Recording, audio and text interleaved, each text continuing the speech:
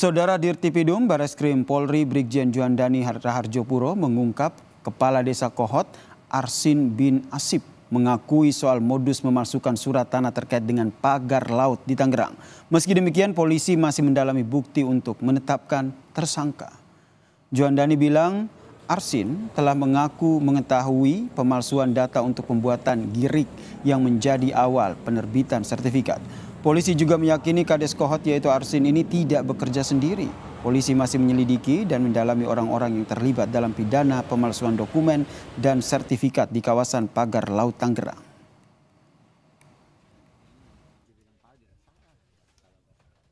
Polri tetap profesional, tetap mengedepankan praduga tak bersalah, dan nantinya pembuktian yang akan kita laksanakan. Kementerian lembaga terkait ya Pak? Peluangnya apakah kemudian diyakini penyidik bisa ditetapkan sebagai tersangka? Kita tunggu hasil gelar perkara. Berarti kan sudah ada pengakuan pun belum ada penetapan tersangka gitu ya Pak? Untuk sampai saat ini? Kan kita berprinsip pada pembuktian. Terpenuhi alat bukti. Alat bukti itu berkaitan atau tidak. Inilah nanti yang akan kita gelarkan.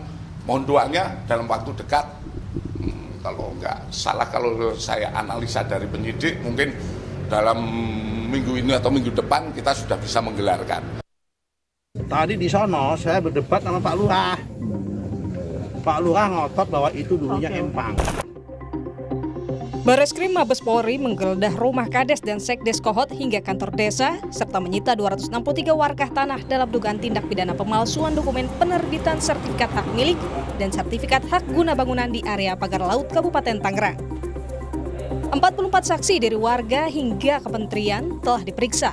Polisi menduga Kades Kohot Arsin mencatut nama warga untuk menerbitkan girik palsu. Meski sudah diperiksa, polisi masih belum menetapkan Arsin sebagai tersangka. Dalam proses ini sudah melakukan pemeriksaan terhadap 44 saksi.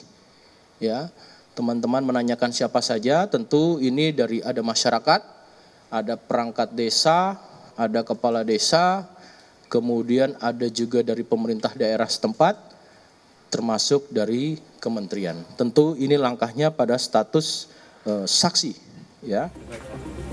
Temuan kepolisian ini sejalan dengan keterangan korban yang namanya turut dicatut untuk penerbitan sertifikat di sekitar pagar laut. Tahu-tahunya identitas anak saya terjadi seperti ini, gitu. Terus saya baca-baca di surat tersebut itu ada keterangan waris. Punya lahan di daratan atau? Saya sama sekali nggak punya Pak, semeter pun saya nggak punya. Kalau di laut? Kalau di daratan? Di darat pun saya nggak punya. Apalagi itu di laut. Itu laut kan laut negara Pak. Tapi tiba-tiba ada penerbitan itu Pak? Ya itu Pak. Sementara itu, Lembaga Bantuan Hukum PP Muhammadiyah yang melaporkan kasus ini ke polisi meyakini keterlibatan Kepala Desa Kohot Arsin dalam pemagaran laut di Kabupaten Tangerang. Ketua Riset dan Advokasi LBH PP Muhammadiyah Gufroni berharap seluruh yang terlibat dalam kasus pagar laut dapat dikenai sanksi hukum.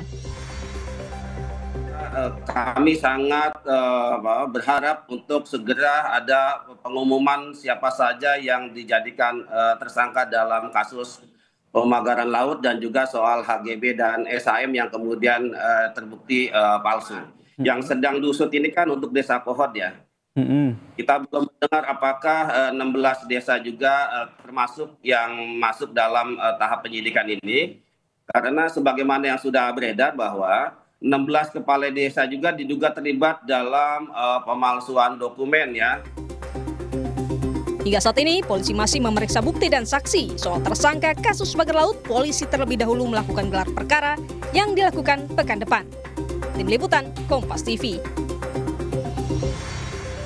Perkembangan penyidikan kasus pagar laut kita sapa jurnalis Kompas TV Rahma Piliang bersama juru kamera Julian Fernando di Mabes Polri Jakarta. Rahma, usai mengantongi pengakuan dari Kades Kohot soal pemalsuan dokumen, lalu apa yang didalami oleh polisi untuk menetapkan tersangka?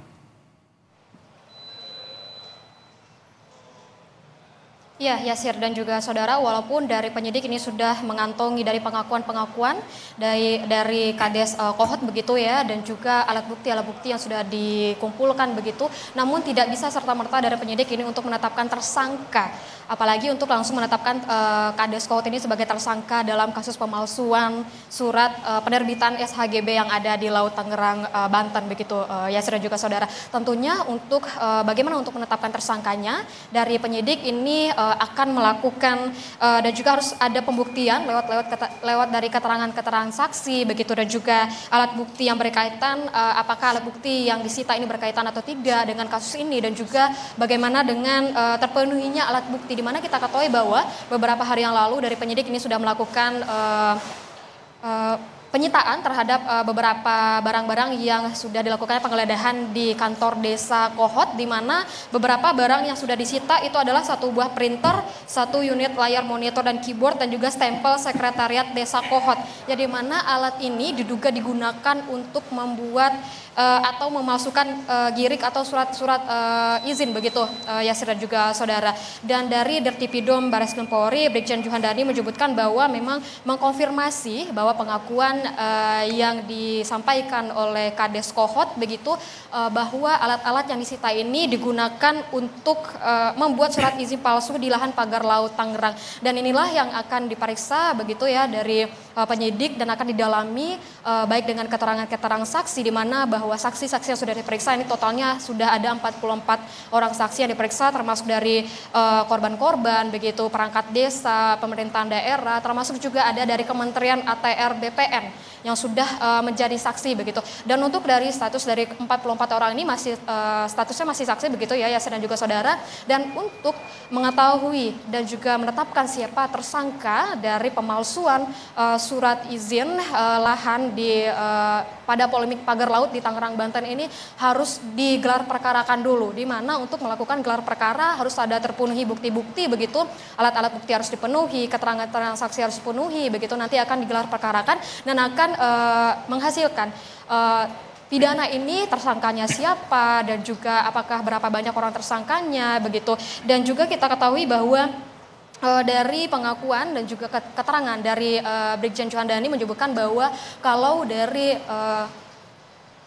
kasus ini tidak hanya sendiri saja dari Kades Kohot yang melakukan pemalsuan begitu, pasti adanya pihak-pihak lain yang turut melakukan yang juga turut dalam kasus pemalsuan surat izin di lahan pagar laut di Tangerang, Banten begitu ya, dan kita masih menunggu pemeriksaan saksi masih dilakukan begitu, dan juga pemenuhan alat bukti dan juga bagaimana untuk keterkaitan alat bukti ini didalami oleh penyidik, dan kita akan nantikan siapa tersangkanya, mengingat untuk gelar perkara ini sendiri kemungkinan akan dilakukan pada minggu ini atau minggu depan, Yasir. Terima kasih jurnalis Kompas TV Rahma Piliang atas informasinya mengenai perkembangan penyidikan kasus pagar laut di Tangerang.